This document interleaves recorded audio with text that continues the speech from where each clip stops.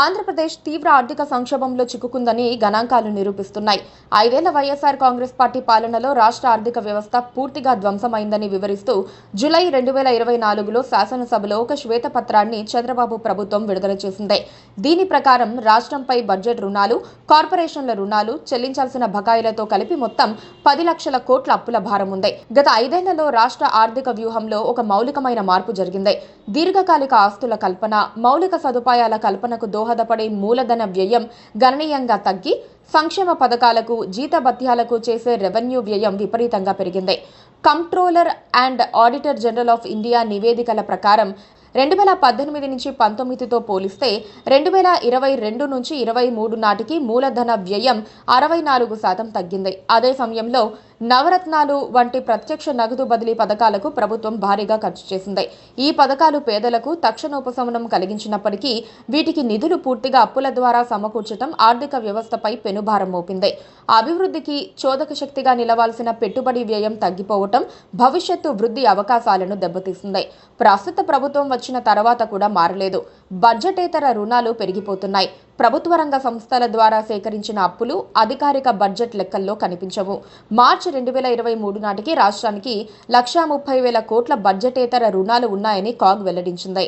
ఇలా దాచిపెట్టిన అప్పులను కూడా కలిపితే రాష్ట్ర మొత్తం రుణభారం, ఆర్థిక బాధ్యత బడ్జెట్ నిర్వహణ చట్టం నిర్దేశించిన పరిమితులను మించిపోయిందని కాగ్ హెచ్చరించింది. ఈ ఆర్థిక విధానాల తక్షణ ప్రభావం రాష్ట్ర ఖజానాపై స్పష్టంగా కనిపిస్తోంది. కొత్త ప్రభుత్వం అధికారంలోకి వచ్చే నాటికి కాంట్రాక్టర్లకు, వివిధ పథకాలకు చెల్లించాల్సిన బకాయిలు 1,50,000 కోట్ల వరకు ఉన్నాయి. ప్రస్తుత ప్రభుత్వం ముందున్న మార్గం ముళ్లబాటలా కనిపిస్తోంది. ఒకవైపు వారసత్వంగా వచ్చిన అప్పుల భారాన్ని, పేరుకుపోయిన బకాయిలను తీర్చాలి. మరోవైపు ఎన్నికల్లో ఇచ్చిన సూపర్ 6 వంటి ఖరీదైన వాగ్దానాలను అమలు చేయాల్సిన ఒత్తిడి ఉంది.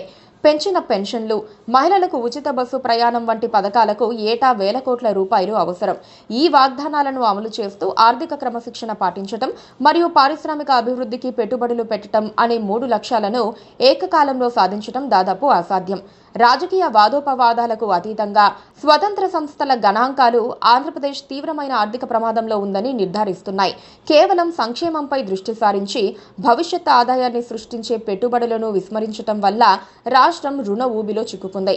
ఈ సంక్షోభం నుండి బయటపడాలంటే కేవలం కేంద్ర ప్రభుత్వం సహాయం మాత్రమే సరిపోదు. ఖర్చులను హేతుబద్ధీకరించడం, పన్నుల వసూళ్లను మెరుగుపరచడం, పారిశ్రామిక, సేవా రంగాలలో పెట్టుబడులను ఆకర్షించడం ద్వారా ఆదాయ వనరులను పెంచుకోవటం వంటి కఠినమైన నిర్మాణాత్మక సంస్కరణలు చేపట్టడం అత్యవసరమని నిపుణులు చెబుతున్నారు. సంక్షేమం, అభివృద్ధి మధ్య సమతుల్యతను సాధించడంలో నూతన ప్రభుత్వం ఎంతవరకు విజయం సాధిస్తుందనే దానిపైనే రాష్ట్ర భవిష్యత్తు ఆధారపడి ఉంది. అది చంద్రబాబు వల్ల కాకపోతే ఏపీ ఆర్థికంగా దివాలా తీస్తుంది. ఎవ్వరూ కాపాడలేరు. Please subscribe to KTV Telugu. KTV Telugu. KTV Telugu. KTV Telugu channel.